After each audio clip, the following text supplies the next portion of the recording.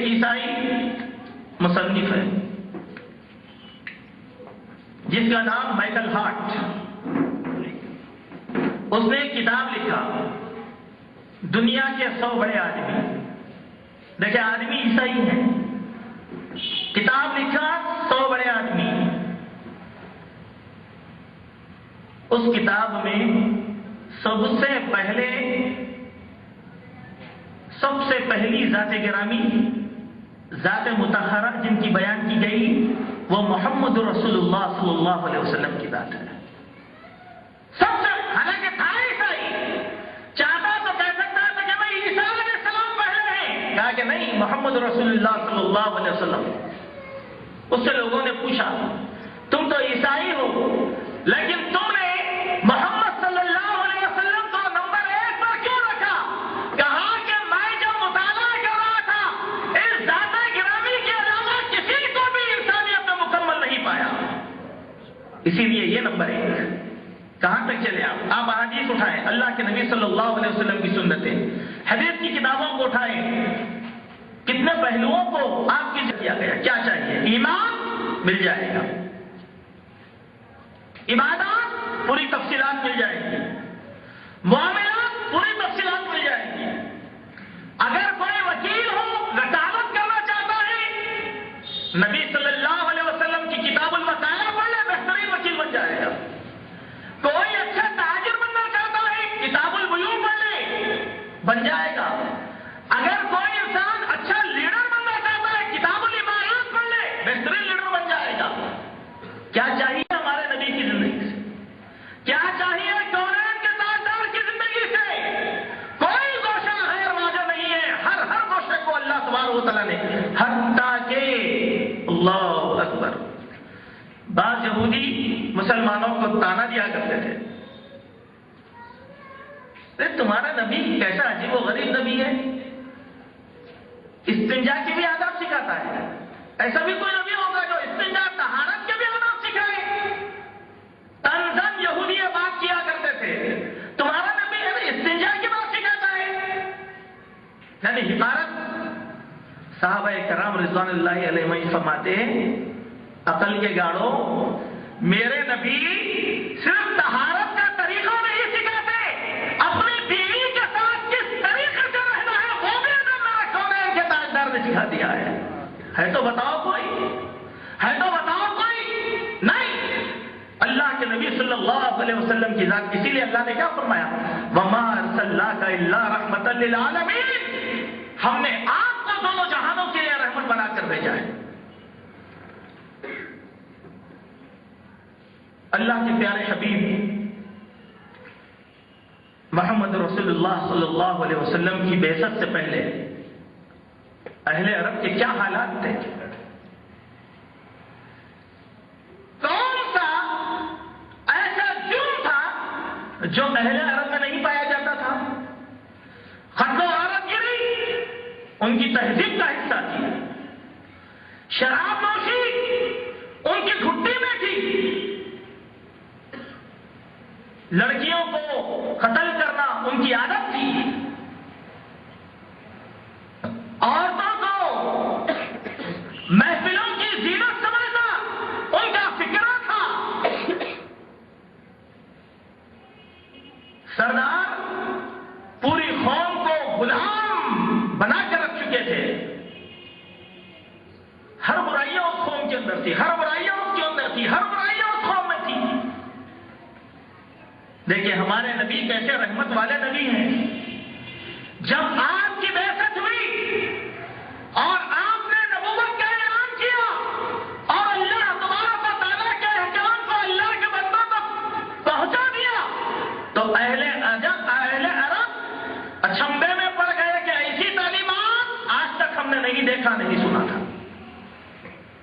آپ نے غلاموں کو غلاموں کا حق دلایا, آپ نے عورتوں کے بلند و بالا مرتبے کو لوگوں کے سامنے بیان کر دیا, سماج کی گندگیوں کو واضح انداز کے اندر لوگوں کے سامنے شناخت کروا دی.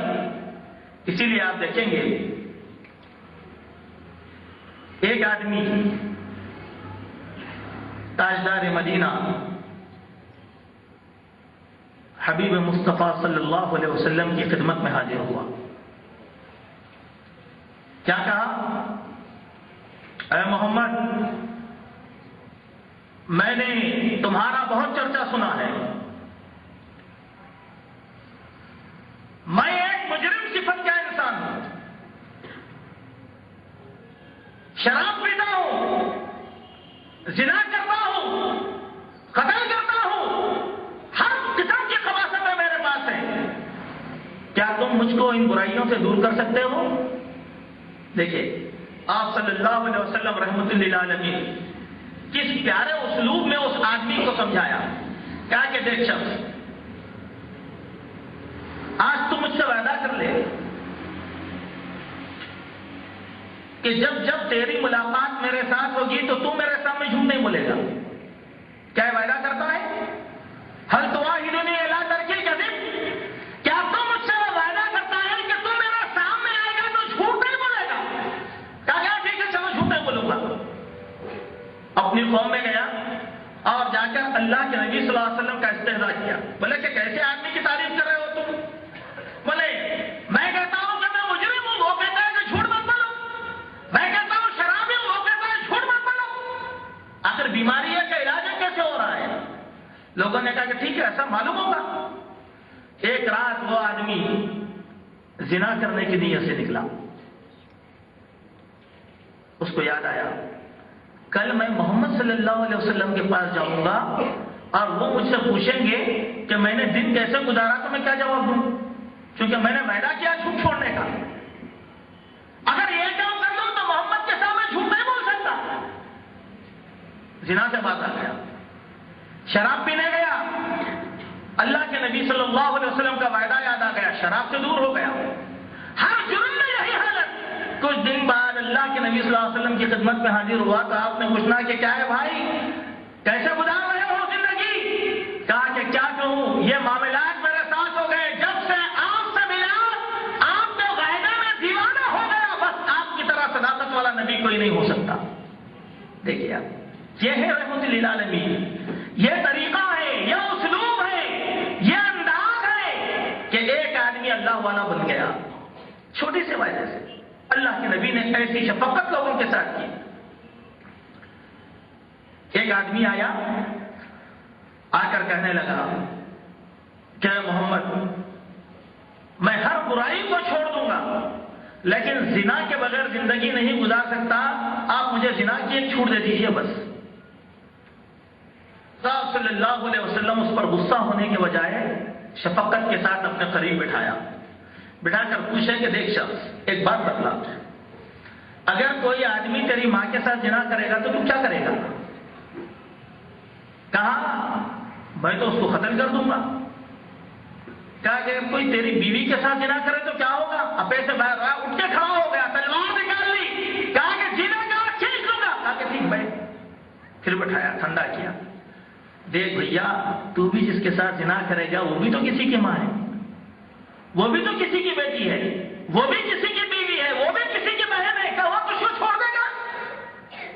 اس کو سمجھ میں آ گئی کہ حقانیت کیا ہے. یہ انداز، یہ طریقہ اللہ کے نبی صلی اللہ علیہ وسلم کا مشفقانہ انداز تھا جس کے ذریعے سے آپ نے اس پوری کائنات کو 23 سالہ دور نبوت میں ایک ایسا پیغام دے دیا کہ نسلیں بیت گئی، زمانے چلے گئے، صدیاں نکل گئی، لیکن آپ کی تعلیمات میں ذرا برابر فرق نہیں آیا. اللہ اکبر. آئے معزز حاضرین، ہم ذرا دیکھیں آج ہماری غلطی کیا ہے.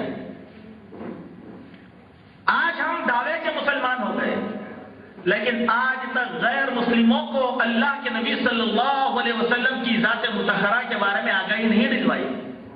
ہم کیا سمجھتے ہیں کہ خالی نبی ہمارے نبی نہیں، ہمارے نبی صلی اللہ علیہ وسلم ہندوؤں کے بھی نبی ہیں، سکھوں کے بھی نبی ہیں، یہودیوں کے بھی نبی ہیں، عیسائیوں کے بھی نبی ہیں.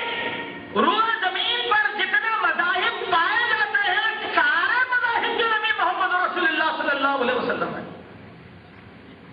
لیکن ہمارے کردار سے ہم نے وہ اثرات پیش نہیں کیے لوگوں کے سامنے. اگر ان تک پہنچایا ہوتا اس تعلیم کو تو آج غیر مسلم شکوک اور شبہات میں نہیں رہتے تھے۔ آج ضرورت اس بات کی ہے میرے بھائیوں کہ ہم اللہ کے نبی صلی اللہ علیہ وسلم کے تذکروں کو، آپ کی زندگی کے گوشوں کو، آپ کی زندگی کے پہلوؤں کو، آپ کی پاک پاک تعلیمات کو غیر مسلموں تک ان کی زبان کے اندر پیش کریں تاکہ وہ بھی اللہ کے نبی صلی اللہ علیہ وسلم کی امتی بن جائے۔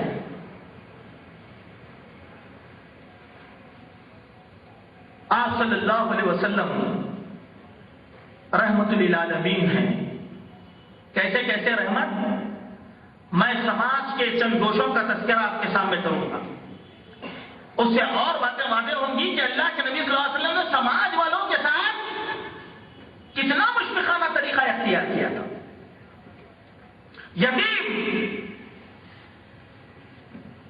ہر دور کا مظلوم آدمی، یتیم تو جس کے باپ کا انتقال ہو چکا ہو، وہ بچے جس کے باپ کا سہارا ان کے سروں سے اٹھ چکا ہو، وہ مجبور اور لاچار جن کے سروں پر دست شفقت رکھنے والا کوئی نہ ہو، وہ یتیم جس کو دور جاہلیت میں بھی نیچی نگاہ سے دیکھا جاتا تھا۔ رشتہ دار اس یتیم کے مال کو ہڑپ کر لیتے تھے، اس کو غلاموں سے بدتر سمجھا جاتا تھا، اس کے حقوق کو پامال کیا جاتا تھا۔ اللہ اکبر! یتیم کی کیا تکلیف ہوتی ہے وہ تو کونین کے تاجدار ہی سے پوچھو جو خود یتیم تھے، جو خود یتیم تھے۔ کتنا دکھ تھا ہوگا نبی علیہ السلام کو یتیمی کا۔ بچپن میں باپ کا سہارا بھی چلا گیا، ماں کا سہارا بھی چلا گیا۔ اللہ اکبر! جب ان فوان شباب کو پہنچے تو تنہے تنہا زندگی گزارنے والے بن گئے۔ نبوت، تاج نبوت سے سرفراز کر دیا گیا۔ اس خبر کو سننے والے والدین ہی نہ ہو۔ ذرا غور کیجیے، آپ کی کامیابی کی سب سے پہلی خبر آپ کس کو دینا چاہیں گے؟ والدین کو۔ اگر والدین نہ ہو تو انسان کو کتنا دکھ ہوگا۔ وہ یتیم، اللہ اکبر! اللہ کے نبی صلی اللہ علیہ وسلم سب سے پہلے وہ انسانیت ہے جنہوں نے یتیم کے سر پر دست شفقت رکھا اور اس کے درجات کو بلند فرمایا۔